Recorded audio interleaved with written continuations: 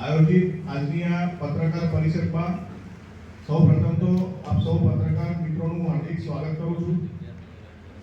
આજે આપણી વચ્ચે આ પત્રકાર પરિષદને સંબોધન કરવા માટે વિશેષ ઉપસ્થિત છે ભારતીય જનતા પાર્ટી વડોદરા મહાનગરના અધ્યક્ષ ડોક્ટર જયપ્રકાશ ભાઈ સોની સાહેબ, ધારાસભ્ય શ્રીઓ માંજલપુર વિધાનસભા યોગેશભાઈ પટેલ, સયાજીગંજ વિધાનસભા શ્રી ગિયોભાઈ રોકડિયા, અકોટા વિધાનસભા શ્રી ચૈતન્યભાઈ દેસાઈ તેમજ વડોદરા મહાનગરના મહામંત્રી શ્રી અતુલેશભાઈ ત્રિવેદી, આપ સર્વેનું આજની આ પત્રકાર પરિષદમાં હું ભારતીય જનતા પાર્ટી મીડિયા વિભાગ તરફથી હાર્દિક સ્વાગત કરું છું. હવે હું વડોદરા મહાનગરના અધ્યક્ષ ડોક્ટર જયપ્રકાશભાઈ સોની સાહેબને વિનંતી કરું કે આજની આ પત્રકાર પરિષદને સંબોધન કરે. સૌને નમસ્કાર. ભારતીય જનતા પાર્ટી વડોદરા મહાનગર આયોજિત પત્રકાર વાર્તામાં ઉપસ્થિત રહ્યા આપ સૌ પત્રકાર મિત્રોનું પહેલા તો ખૂબ હૃદયથી સ્વાગત કરું છું. આ પત્રકાર વાર્તામાં મારી સાથે ઉપસ્થિત સિનિયર ધારાસભ્ય માંજલપુર એવા શ્રી વિજયભાઈ પટેલ, અકોટા વિધાનસભાના ધારાસભ્ય શ્રી ચૈતન્યભાઈ દેસાઈ, સયાજીગંજ વિધાનસભાના ધારાસભ્ય શ્રી ગિયોભાઈ, વડોદરા મહાનગરના મહામંત્રી શ્રી અતુલેશભાઈ, મીડિયા વિભાગના ઇન્ચાર્જ શ્રી પાર્થભાઈ, શ્રી કિરણભાઈ ગુર્જર, પાર્થભાઈ શક્તિ અને અન્ય સૌ મીડિયા વિભાગના કાર્યકર્તાઓ, આ પત્રકાર પરિષદ બોલાવવાનો મૂળ આશય છે જેમણે કેરળમાં ચૂંટણી દરમિયાન જે પ્રકારની ટિપ્પણી કોંગ્રેસના રાષ્ટ્રીય અધ્યક્ષ સિનિયર કહેવાય એવા નેતા મલ્લિકાર્જુન ખડગેજીએ જે પ્રકારની ભાષાનો ઉપયોગ ગુજરાતી જનતા માટે કર્યો એ વિષયને લઈને આજે આ પત્રકાર પરિષદ બોલાવવામાં આવી છે.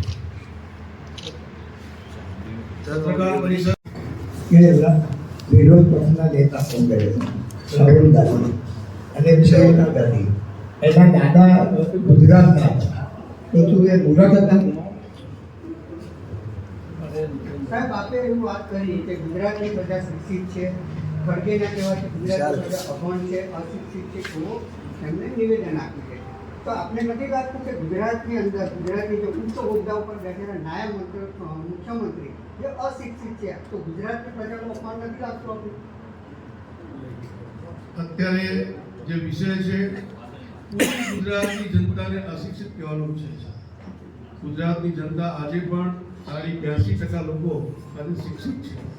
ગુજરાતની જનતા અર્થતંત્રમાં પોતાના વેપાર, ઉદ્યોગ અને પરિશ્રમ એના કારણે આજે દેશમાં પણ નંબર 1 છે અને દુનિયામાં પણ અલગ ઓળખ બનાવી ચૂક્યું છે. ગુજરાતની જનતાની જે રીતના અપમાન કર્યું છે એ મુદ્દો અહીંયા ઉપસ્થિત થાય છે. તો ભાગ્યશ્વરીની ઉપર ગુજરાતના લોકો પાગલ છે, તો તે વખત તો બીજેપી કે કોઈ હિન્દુ સંગઠનો કે આગળ આવ્યા નતા, માત્ર ખડગેના નિવેદનને લઈને જ ભાજપના ચૂંટણીનો સમય આવ્યો પડ્યો આગળ. જ્યારે રાજનીતિમાં આપણે હોઈએ છીએ ત્યારે અચૂકથી ધ્યાન રાખવું જોઈએ, કારણ કે રાજનીતિ કરતી વખતે આપણે લોકો પાસે જવાનું હોય છે. જ્યારે જઈએ ત્યારે આપણે જનતાનું આવું અપમાન કરીએ અને આ કોંગ્રેસના લોકોનું તો પહેલી વખત નથી. સોનિયા ગાંધી હોય કે રાહુલ ગાંધી હોય કે મણિશંકર અય્યર હોય કે હમણાં બિહારની ચૂંટણીમાં પણ મોદીજીના માતાજીને જે રીતે અપમાનિત કરવામાં આવ્યા હતા, આ તો એમનો પરંપરા રહી છે, સંસ્કૃતિ રહી છે. આવી નકારાત્મકતા વાળી રાજનીતિને ગુજરાતની જનતાએ ઓલરેડી નકારી ચૂક્યા છે, પણ મને લાગે છે કે શૂન્યાવકાશ તરફ જવા માંગે છે એવું મને લાગી રહ્યું છે. ભાઈ, તમે ગુજરાતી જે તમને અપમાન નથી લાગ્યું? એક મિનિટ કાકા,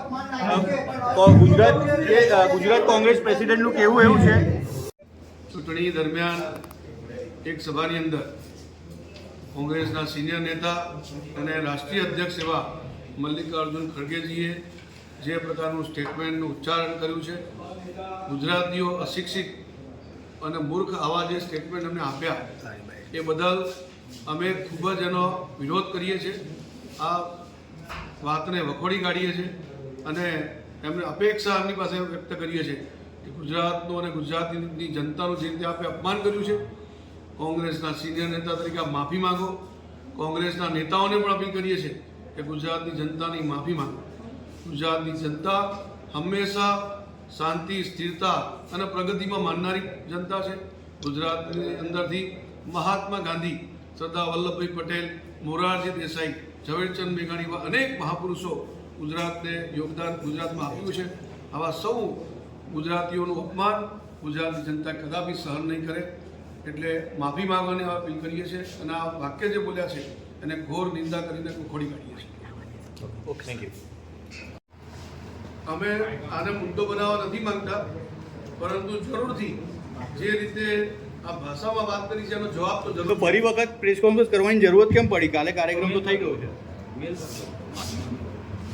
પ્રેસ કોન્ફરન્સ પણ જે રીતે પૂરા ગુજરાતની અંદર બધા જિલ્લાઓમાં દરેક જગ્યા પર સ્થાન પર કરવાની એવી સૂચના આપી એ પ્રમાણે આ નિર્ણયથી પ્રેસ કોન્ફરન્સ કરીને જે પણ કારણ કે મીડિયા કાલે બોલાવ્યું કેટલા આવ્યા નહીં આવ્યા, પણ આજે નિમંત્રણ આપી બધાને જાણકારી મળે એ પ્રકારની આ આયોજન કરેલું. પોલિટિકલ ગેઇન મળશે.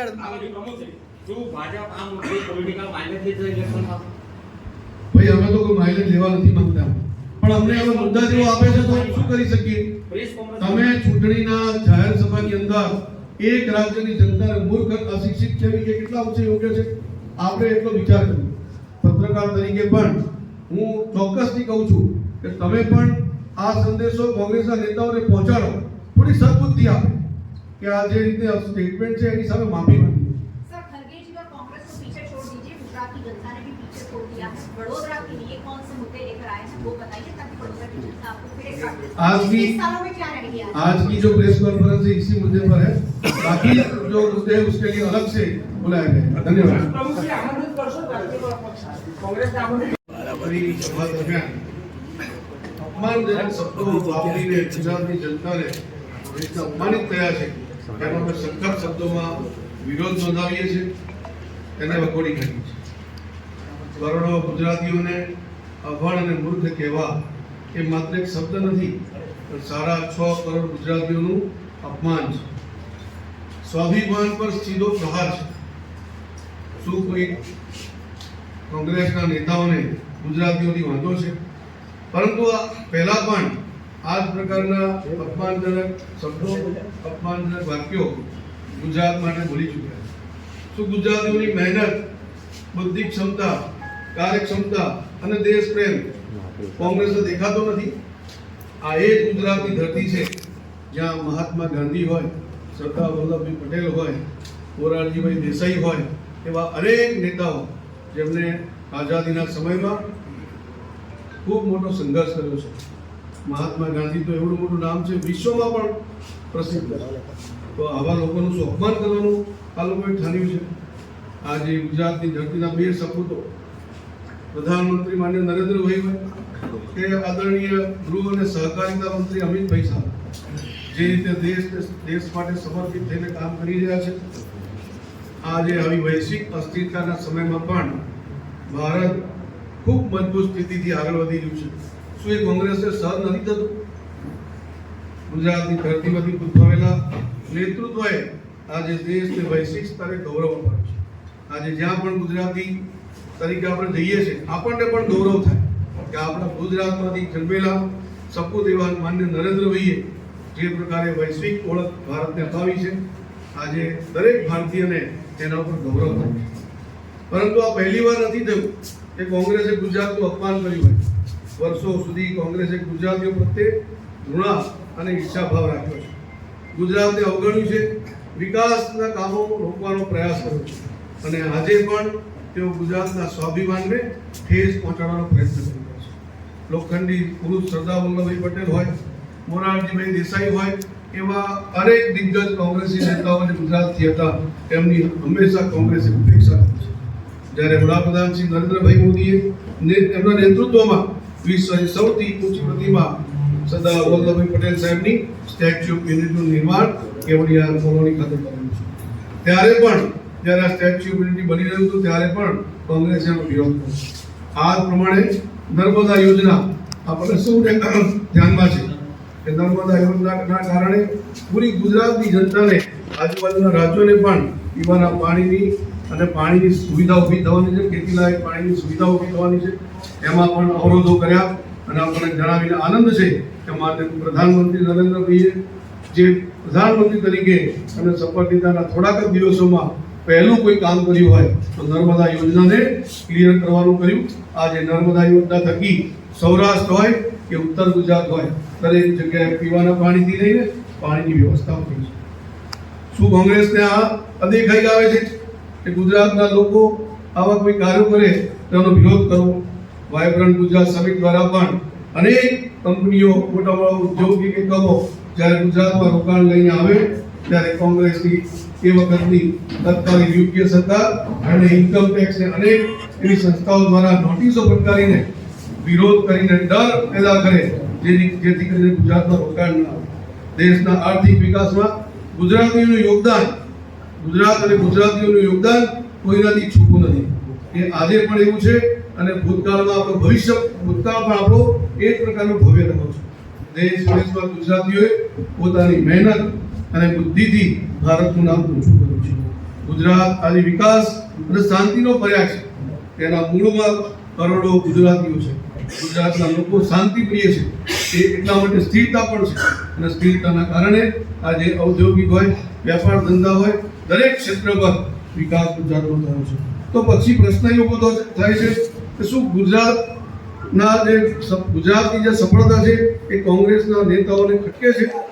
મલ્લિકાર્જુન ખડગે જેવા નિવેદન કોંગ્રેસની હલકી માનસિકતા દર્શાવે છે. ગુજરાતીઓ આ પ્રકારની ભાષા ક્યારેય સ્વીકારી નહીં શકે. પરંતુ આપણને ધ્યાનમાં છે પહેલા પણ આવા નકારાત્મક વિચારોથી કેટલાય નિવેદનો કોંગ્રેસના મોટા મોટા નેતા સોનિયા ગાંધી હોય, રાહુલ ગાંધી હોય કે કોઈ પણ એવા નેતા અનેક પ્રકાર નકારાત્મક વિચારો આવા સ્ટેટમેન્ટ રજૂ કરી. ગુજરાતીઓ હંમેશા મહેનતથી પોતે કામ કરે છે અને દેશને સમર્પિત થઈને કામ કરે છે. ગુજરાતીઓ ક્યારેય દેશને તોડવાની વાત નથી કરતા, જોડવાની વાત કરે છે. એવા અનેક ઉદાહરણો આપણે પ્રસ્તુત કરેલા છે. આજે દેશ અને વિશ્વમાં જ્યાં પણ તમે જશો ત્યાં ગુજરાતીઓ તમને મળશે તો વેપાર કરતા હશે. રોજગાર સર્જન કરો, નોકરીઓ આપી લોકોને રોજગારી મળે એના અવસરો ઊભા કરવા એ ગુજરાતીઓના લોહીમાં થયેલું છે. શું આવા ગુજરાતીઓને મૂર્ખ અને અશિક્ષિત કહેવું કેટલા અંશે યોગ્ય છે? આ નિવેદન માત્ર નિવેદન નથી પરંતુ શરમજનક બાબત છે, શરમજનક ટિપ્પણી છે. હું કોંગ્રેસના નેતૃત્વને સીધો સવાલ પૂછું, શું તેઓ આ નિવેદનથી સહમત છે? શું તેઓ ગુજરાતીઓના અપમાનનું સમર્થન કરે છે? જો નહીં તો તેઓ જાહેરમાં માફી માંગવા માટે પણ અપીલ કરીએ છીએ.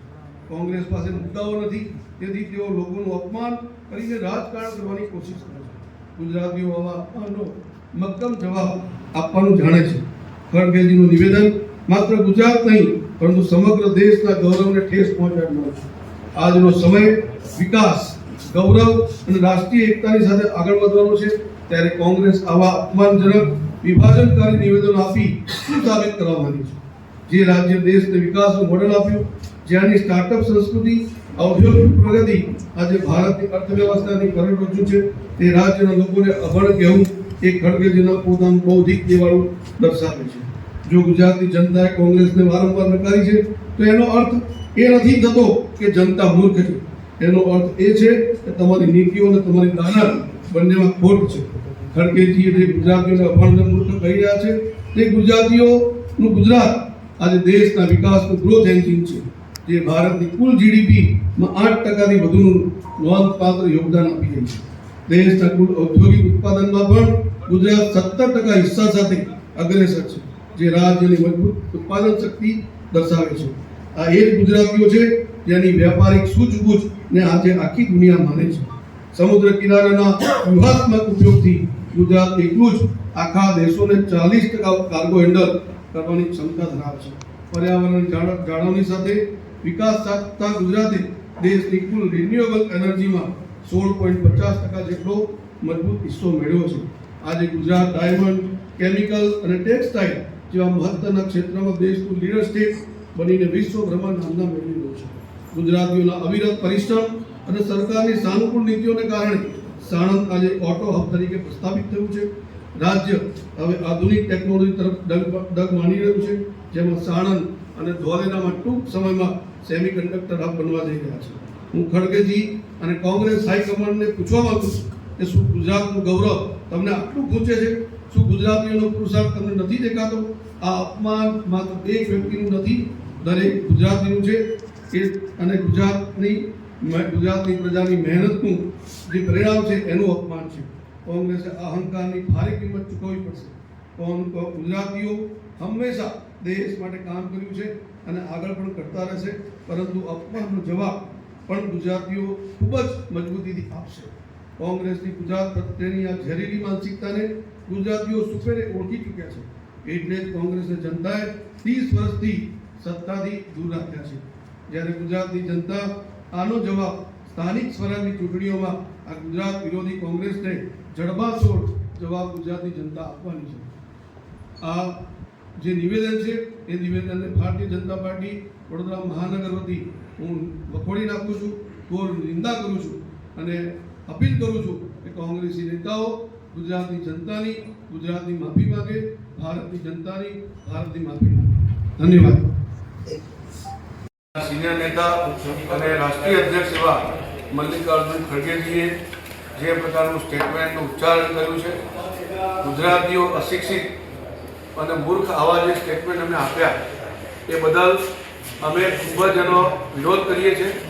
આ વાતને વખોડી કાઢીએ છીએ અને એમને અપેક્ષા એમની પાસે વ્યક્ત કરીએ છીએ ગુજરાતનું અને ગુજરાતની જનતાનું જે રીતે આપણે અપમાન કર્યું છે, કોંગ્રેસના સિનિયર નેતા તરીકે માફી માંગો. કોંગ્રેસના નેતાઓને પણ અપીલ કરીએ છીએ કે ગુજરાતની જનતાની માફી માંગો. ગુજરાતની જનતા હંમેશા શાંતિ, સ્થિરતા અને પ્રગતિમાં માનનારી જનતા છે. ગુજરાતની અંદરથી મહાત્મા ગાંધી, સરદાર વલ્લભભાઈ પટેલ, મોરારજી દેસાઈ, ઝવેરચંદ મેઘાણી અનેક મહાપુરુષો ગુજરાતને યોગદાન ગુજરાતમાં આપ્યું છે. આવા સૌ ગુજરાતીઓનું અપમાન ગુજરાતની જનતા કદાપી સહન નહીં કરે. એટલે માફી માંગવાની અપીલ કરીએ છીએ અને આ વાક્ય જે બોલ્યા છે એને ઘોર નિંદા કરીને ખોડી કાઢીએ છીએ. Okay, thank you.